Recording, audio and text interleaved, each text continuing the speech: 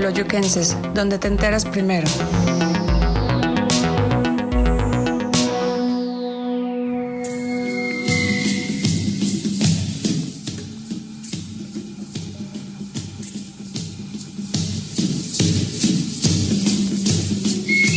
Hola, ¿qué tal? Buenas noches. Bienvenidos nuevamente a su programa Crónicas Teoloyuquenses.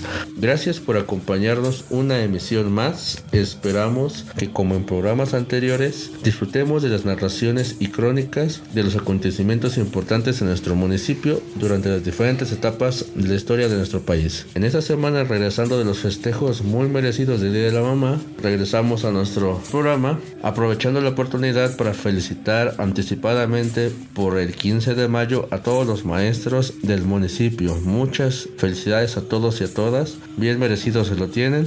Sin duda es una profesión muy noble y destacada, ya que un maestro es formador de todas las demás profesiones. Muchas veces son criticados, otras veces son reconocidos. Nuestros saludos y todo nuestro reconocimiento a todos los profesores en su día. Como lo comentábamos en la emisión pasada, la época revolucionaria es sin duda una etapa en la cual se desarrollaron los hechos que podríamos considerar como más importantes, ya que debido a ellos nuestro municipio adquiere la relevancia en la historia, ya que es aquí donde Teoloyucan es reconocido gracias a los tratados firmados en nuestro territorio municipal, con lo cual se dio la disolución del Ejército Federal, lo que significó el triunfo definitivo de la Revolución Constitucionalista. En la pasada emisión de nuestro programa hablábamos sobre los orígenes de la Revolución Mexicana, suceso que quizá sea el más importante de nuestro país desde su etapa independiente, que culminó con la firma de los tratados de Teoloyucan. Antes de comenzar con las narraciones de esta emisión, aprovechamos la oportunidad para invitarles a comentar y participar con cualquier duda, inquietud o comentario que con gusto comentaremos durante el programa. Como lo comentábamos, uno de los movimientos políticos, económicos y sociales ocurridos en América entre 1910 y 1920 es, sin duda, la Revolución Mexicana. El ideal para los jóvenes era desplazar a la dictadura porfiriana de 30 años. Los obreros soñaban con una legislación que les ofreciera un mínimo de protección contra el abuso de los poderosos. Los campesinos querían tierras. Si hubiera tenido una ideología bien definida, pudo ser de igual trascendencia que el resto de las revoluciones ocurridas en el mundo, como la Revolución Francesa o Rusa. Varias son las causas que desencadenaron el estallido de la Revolución Mexicana. Se agrupan, entre otras,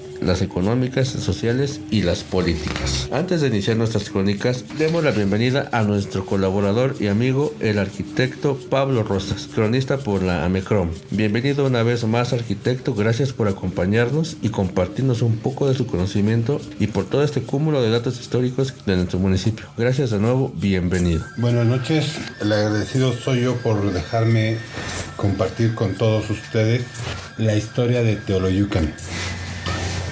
Una historia que abunda, pero que pocos lo sabemos. Necesitamos crear conciencia en la juventud principalmente para que se interese en estos temas. Es importante que a los jóvenes les inculquemos el amor a Teoloyucan, nuestro pueblo histórico desde su origen. Y lo digo histórico porque tiene tantos acontecimientos que han sucedido aquí, pero que la falta de difusión por cualquier medio no se ha llevado a cabo como debiera. Un ejemplo es hablar de la monografía de aquí de Teoloyucan, que tiene 20 años que se actualizó, y a la fecha no ha habido el apoyo ni el interés en que podamos contar con esa información que nos atañe a todos. En esta época, donde podemos tener fácil acceso a diferentes medios para documentarnos, creo que sería conveniente que pudiéramos tener la información de toda nuestra historia, de nuestros antepasados hasta la fecha. Todos los sucesos, todo aquello que ha sucedido, todo aquello que le hace merecer a Teoloyucan como un pueblo histórico. Pero en fin, esto es parte de lo que hace un cronista, es parte de nuestro trabajo, que tenemos que divulgar toda esta información. Obviamente primero tenemos que investigar, tenemos que procesar para estar seguros de todo lo que tengamos que decir, y desde luego ahora hay que comunicarlo. Tenemos que decir a todo el mundo qué es Teoloyucan, quiénes somos los teoloyuquenses, incluyendo nuestras tradiciones y costumbres. Necesitamos nosotros reforzar esa identidad, una identidad que a últimas fechas, con el decreto en donde el día 13 de agosto de 1914 fue incluido en nuestra Constitución, en el artículo 18, en donde está el escudo nacional, el himno y la bandera. A ese grado hemos llegado, pero ¿quién lo sabe? Ojalá que esto despierte el interés de todos los teoloyuquenses y que compartan sus dudas, que compartan su interés en este tema. Muchas gracias, arquitecto. Antes de comenzar o retomar los temas que continúan con las narraciones de la Revolución Mexicana, arquitecto, por favor, denos un breve recordatorio sobre lo que tratamos la emisión pasada para así poder continuar con esas crónicas. Claro, con todo gusto. Bueno, pues la Revolución Mexicana, como todos sabemos, fue uno de los movimientos políticos, económicos y sociales que ocurrió aquí en México, obviamente, ¿no? Pero me refiero a esto, a que la situación que se vivía en aquel entonces, no nada más en Teoloyucan, sino en todo el país, un movimiento que se vino armando, que se vino instrumentando por las condiciones de vida que tenían, ante todo, lo que se llama la clase obrera, la clase trabajadora. Era una situación ya insostenible. Y todo esto nos lleva a hablar del porfiriato. Es una situación, o fue una situación que se vivió muy contradictoria, porque por un lado el país, ya lo habíamos dicho, estaba en auge, tenía mucho progreso, tenía kilómetros y kilómetros de vías férreas, había mucha producción en el campo, en la minería, no teníamos deuda pública. Sin embargo, el pueblo, la gente, la mano de obra, el campesino, el obrero, no tenía lo suficiente ni siquiera para comer. Sobrevivía, pero a costa de un horario laboral de sol a sol, y mediante el Tratado de Ciudad Juárez presiona a Porfirio Díaz para que entregue el poder, para que hay elecciones nuevas en el país. Porfirio Díaz, ante esta situación, no le queda más que renunciar al poder e irse al exilio. Y con el Tratado de Ciudad Juárez, Francisco I. Madero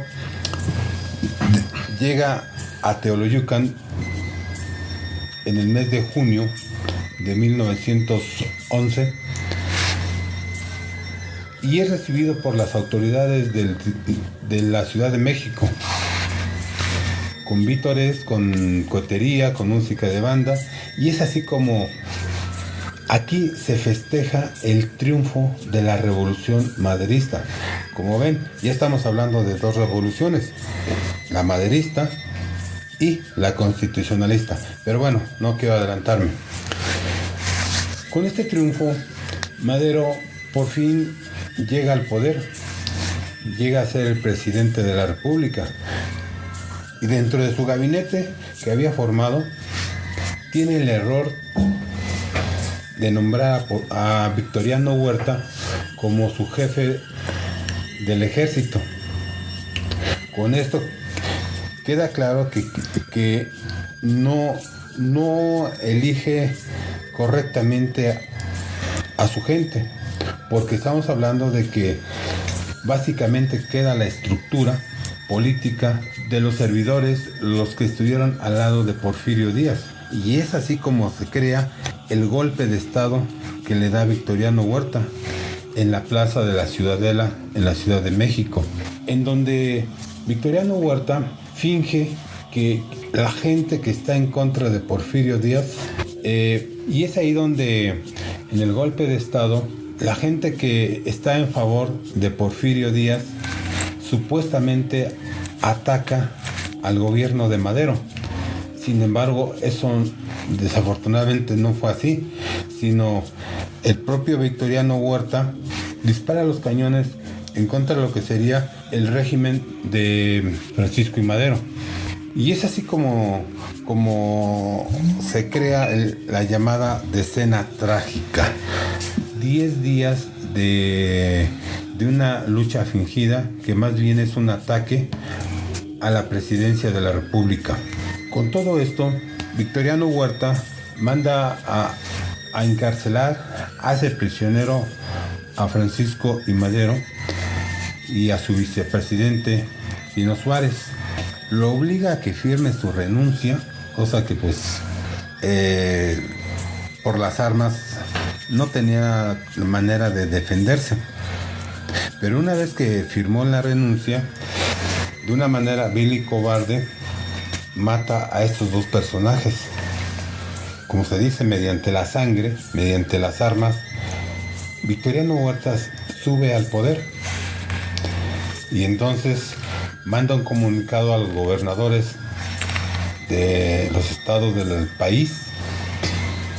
Y uno de ellos es Venustiano Carranza, en donde él no está de acuerdo con esta situación y manifiesta su inconformidad.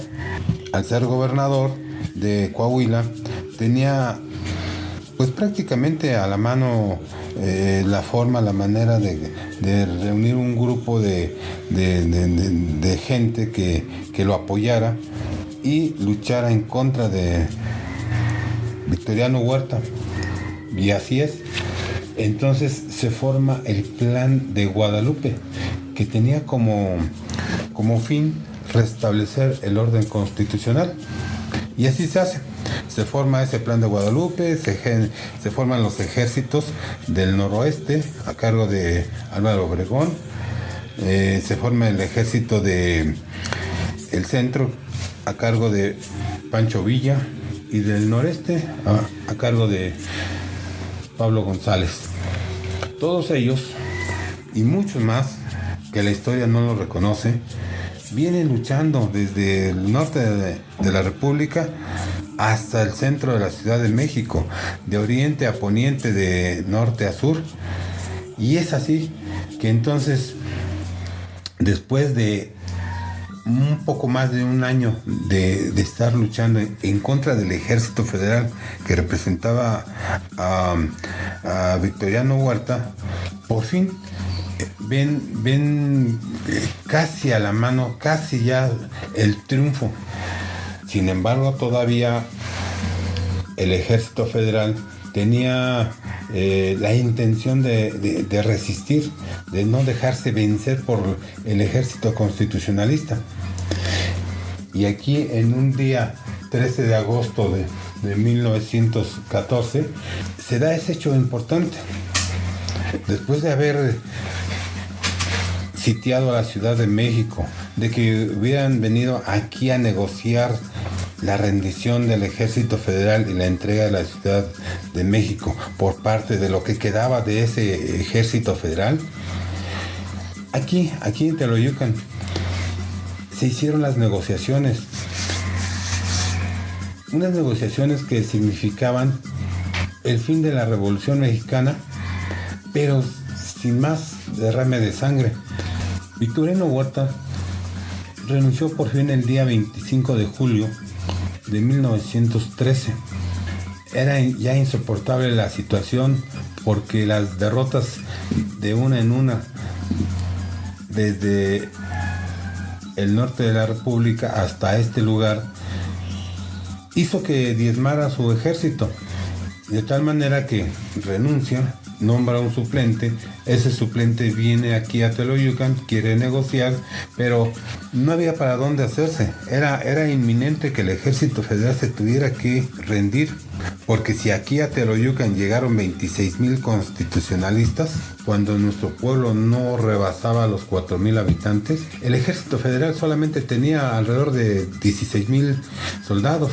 Pero había el problema latente de que Estados Unidos había invadido el puerto de Veracruz, había tomado por las armas a este puerto, pero solo en espera de que si el ejército federal con el ejército constitucionalista, si llegaban a luchar entre ellos, cualquiera que ganara quedaba más diezmado todavía.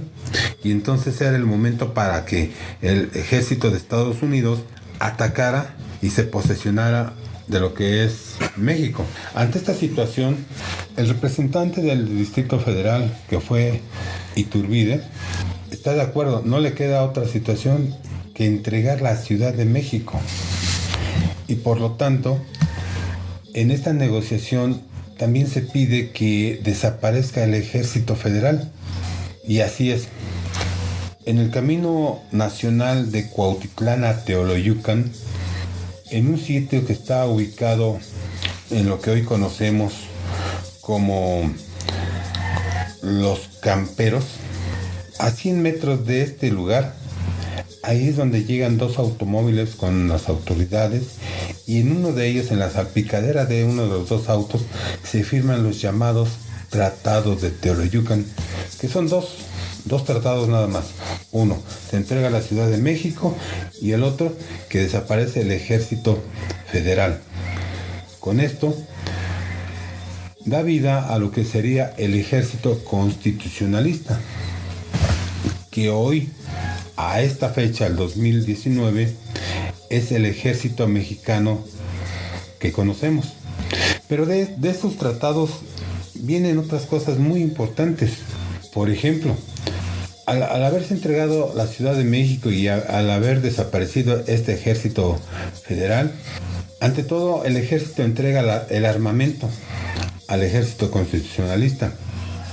Con esto, dentro del plan de Guadalupe, era que Venustiano Carranza fuera el primer jefe de la República, no presidente. Se lleva a cabo todo esto, hay elecciones después, y dentro de todo esta situación política que se generó en esa década, se promulga la Constitución de 1917. ¿Qué tiene de importancia? Pues lo importante es que nace a partir de la firma aquí, en nuestro pueblo de Teoloyucan. Esa promulgación de la Constitución tiene como ventaja o como un triunfo que en este caso desaparece la esclavitud, que desaparece la llamada tienda de raya, que eso provoca que tenga un mejor estilo de vida o que vive en mejores condiciones el campesino, el obrero. Que ahora ya no sea un trabajo de sol a sol, que nada más sea de 8 horas laborables. Pero aquí viene lo importante. Zapata por el sur, junto con Francisco Villa, Zapata por el sur, junto con Pancho Villa, buscaban disque tierra y libertad, pero ellos no lo lograron. Finalmente, a partir del triunfo constitucionalista y promulgar la Constitución de 1917, se reparte el ejido. Y ya estamos hablando de 1926, 1925, 1926, cuando Plutarco Elías Calles otorga a Teoloyucan, a los habitantes de Teoloyucan, 1,000 hectáreas de 3 de las haciendas: la de Tetla, La Teja y San José Puente Grande. Muy bien, arquitecto, permítame que le interrumpa. Antes de seguir avanzando en el tiempo, me gustaría que nos comentara algunos detalles de lo que ya nos ha platicado.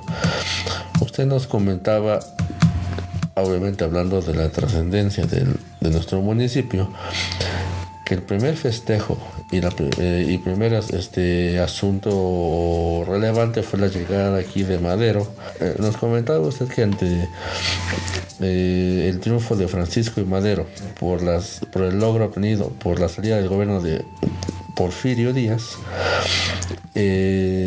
Francisco y Madero, durante su viaje, aprovechando la vía férrea que existía, o en aquel entonces, desde desde el norte hacia la Ciudad de México, hizo una parada en nuestro municipio. Este es quizá el primer hecho trascendente en la historia de Teoloyucan, para continuar posteriormente con su gobierno.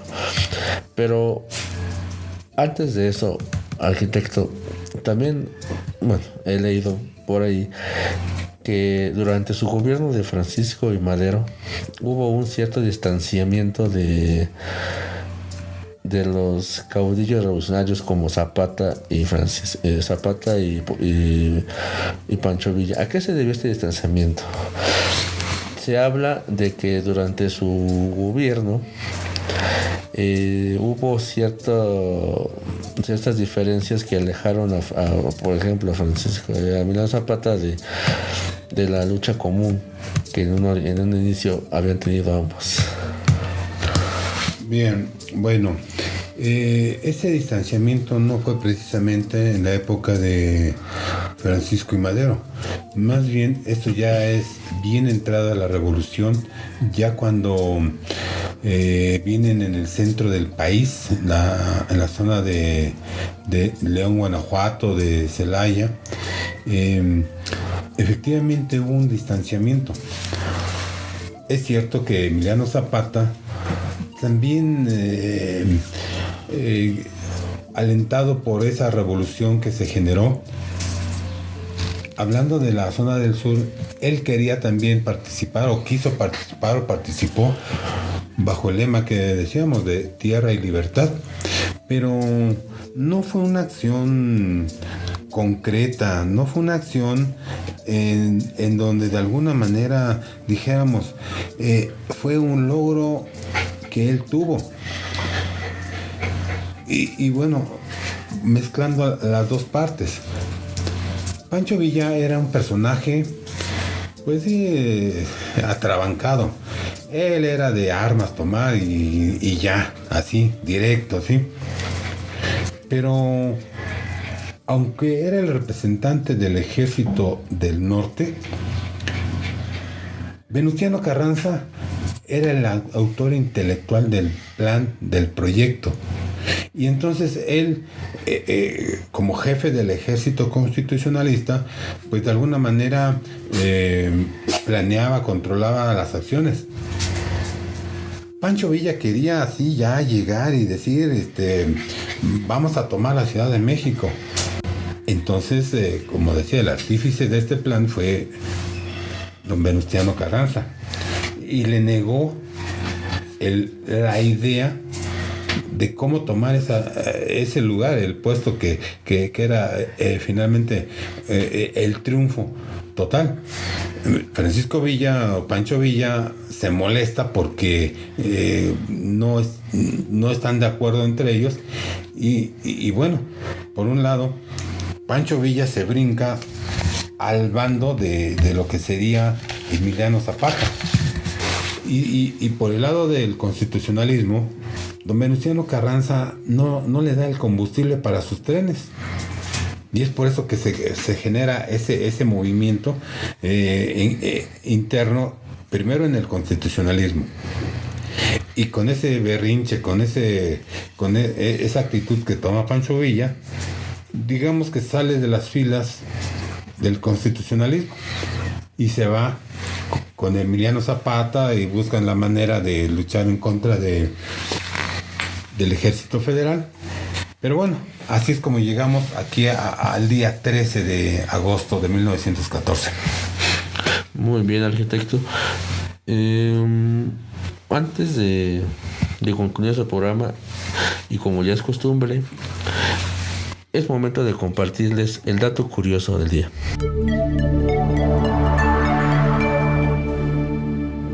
Pues el dato curioso del día, yo lo quisiera aprovechar que en lugar de decir ¿sabías qué? Mejor decir ¿sabías o sabemos que el cronista se tiene que formar?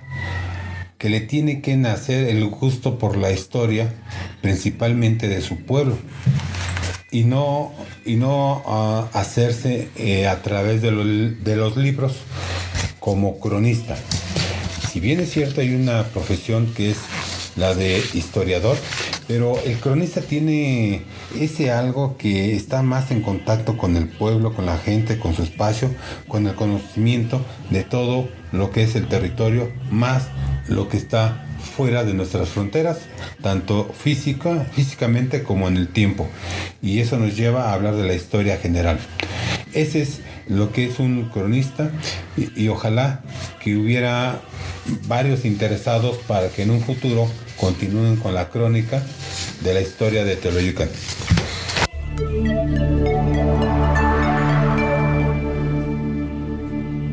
Hemos llegado al final de esta emisión. Definitivamente es complicado compartir tanta información en tan poco tiempo, pero en la próxima emisión de Crónicas Teoloyuquenses tendremos la oportunidad de continuar con las narraciones de nuestra apasionante historia. Esto es Crónicas Teoloyuquenses. Hasta la próxima. No lo olviden, una cosa es continuar haciendo historia, otra repetirla.